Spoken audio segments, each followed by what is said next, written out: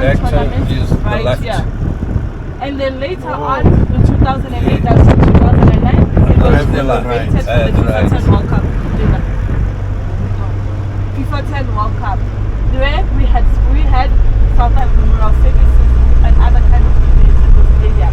This stadium is one of the biggest stadiums in the world. Number 7 if you count cricket stadiums and rugby stadiums.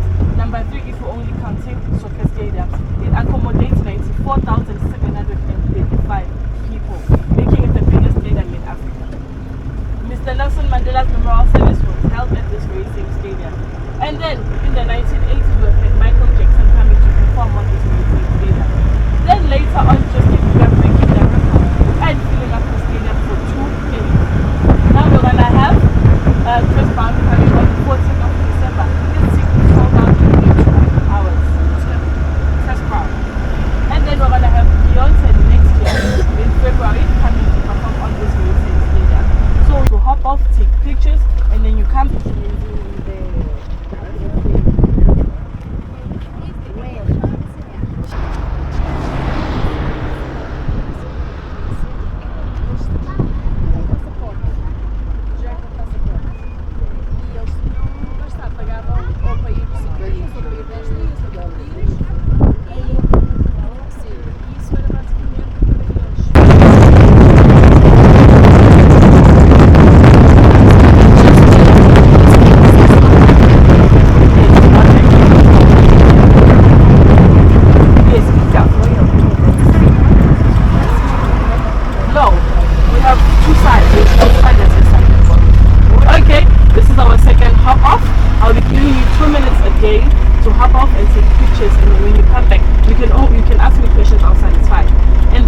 you're going to take pictures with the welcome to Soweto.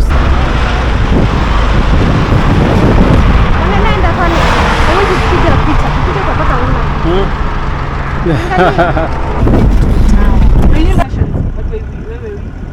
Oh, the mines. Are you good? Yeah. Okay. I want you to look around you and tell me if this is a Soweto because this looks nice. It's nice. Yes. So this is what I told you really is of Soweto. So here, this is whereby during the Jonathan Gold Rush, but when I was being they charged me and then they brought them to this house. But because they have their own money, they didn't need the government to build them big houses. So they started around you, making this part of Soweto one of the most expensive parts of Soweto. Their houses cost 1 to 3 million, depending on the size of the house. Yes. That's right now. That's right now. Oh. Yes. So, I don't need to be.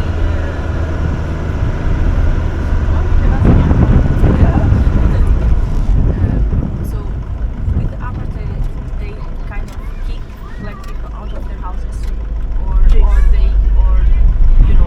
force you guys to leave, but they pay you. They force you. It was forceful. So it was forceful and no recompensation. No. So if you had built yourself a house in the city, check you out, that means someone else is going to come and build your house.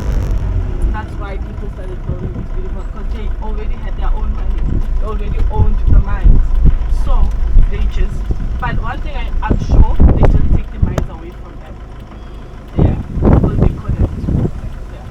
But the houses and the house, I think the finishes is the only thing that they came into. So in Soweto we say Umuntu Ngabani, meaning that your character is built by the people that are around you. So here we build each other. If you lack something, we are always there to help you. Good. And then I want you to look on this side and tell me if this is the left and the right are the same things. No. So this side, this is what we call matchbox houses. These houses are houses that were built by the government and then given to the working class of South Africa with a 99-year lease, meaning that you're going to pay rent for 99 years. But it is not a Why? Because of the asbestos roofing that they use. The asbestos roofing is very harmful to the land. Those houses is asbestos? Yes.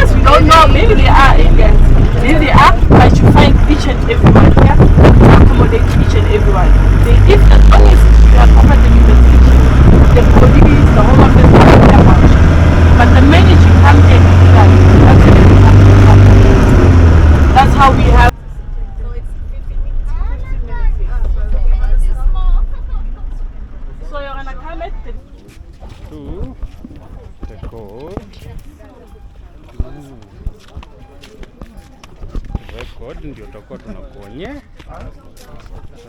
na kuambia. Unaona kwenye pesa ilienda. Sasa ndio maana wewe shule. Ndio maana hatuwezi kulipia nini.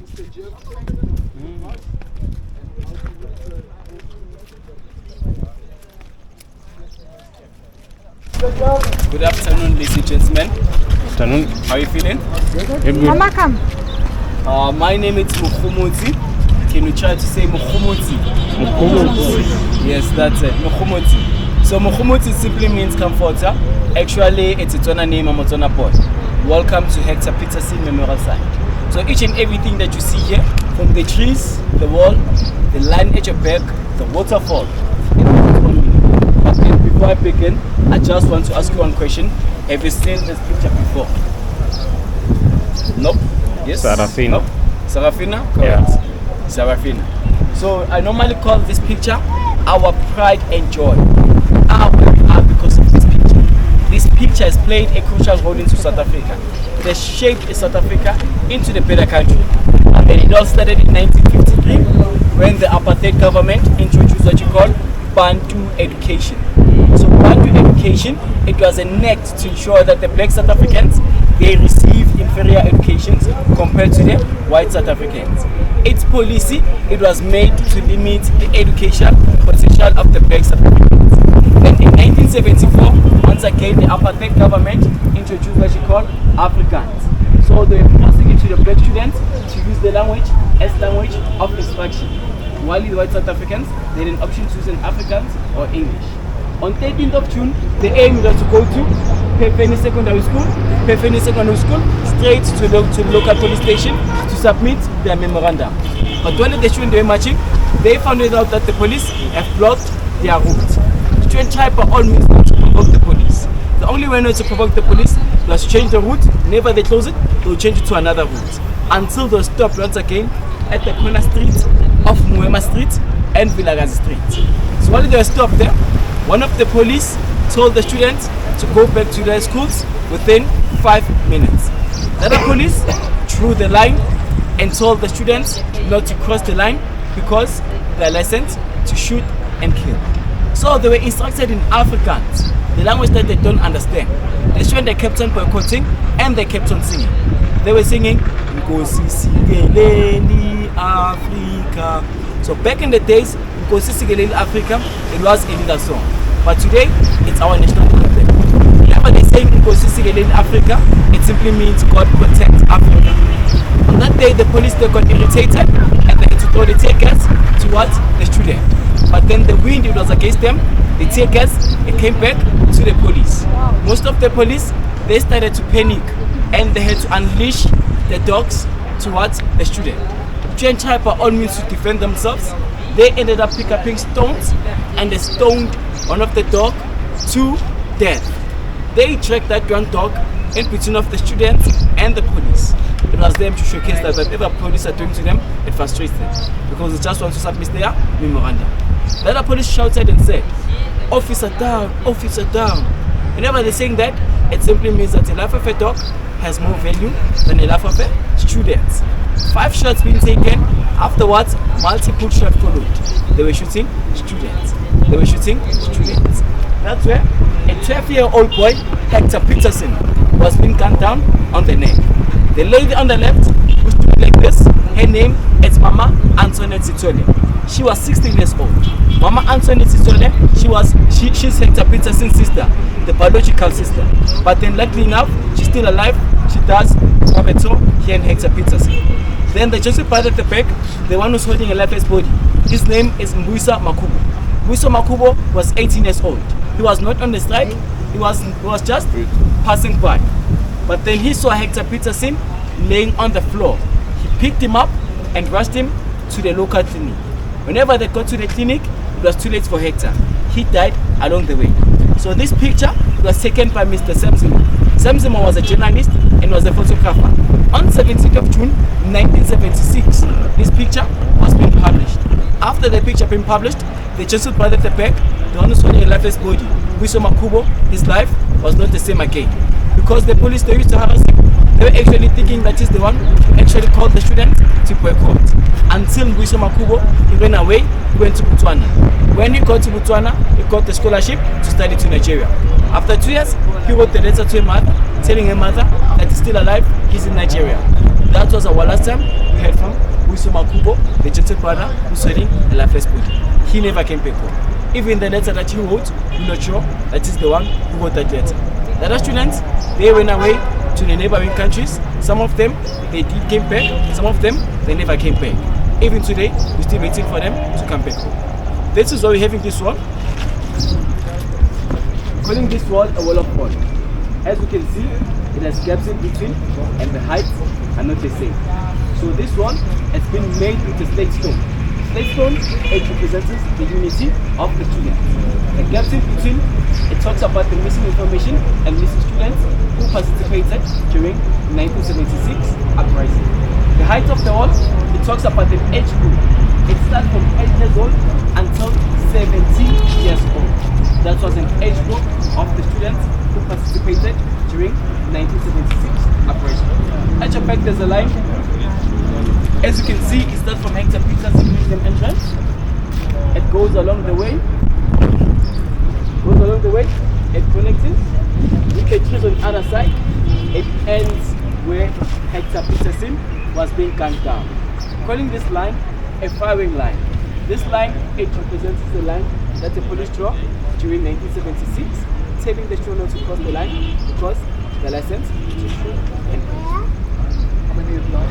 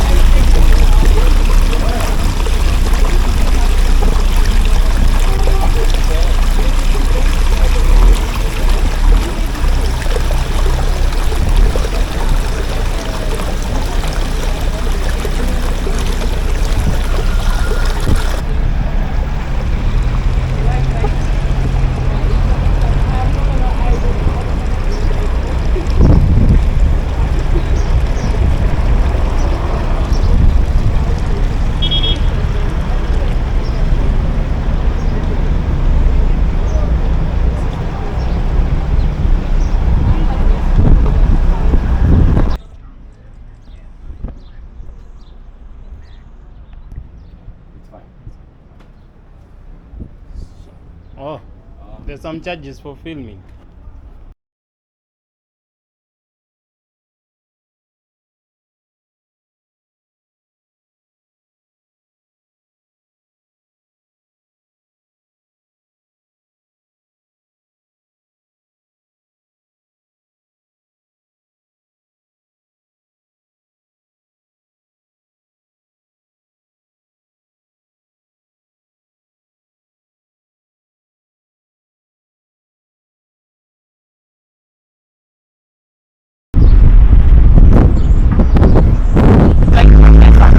A guy who translated a dictionary from English to Isizu.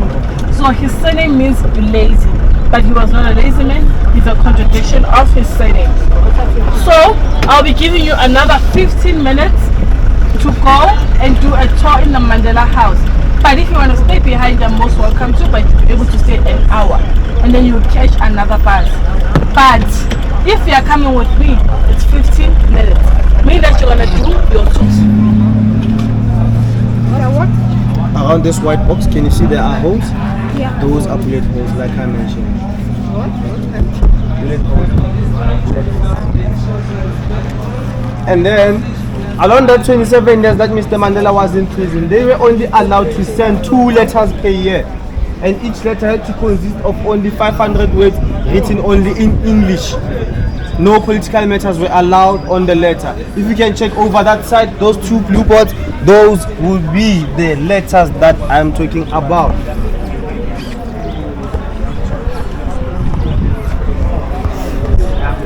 And then this tree over here, this is what we call the Mandela tree. Why? Because right under this tree, that is where Mr. Mandela planted his children's umbilical cords. Why? Because that is one of the ways to introduce your children to your ancestors. One of the Xhosa ways or Amatem ways.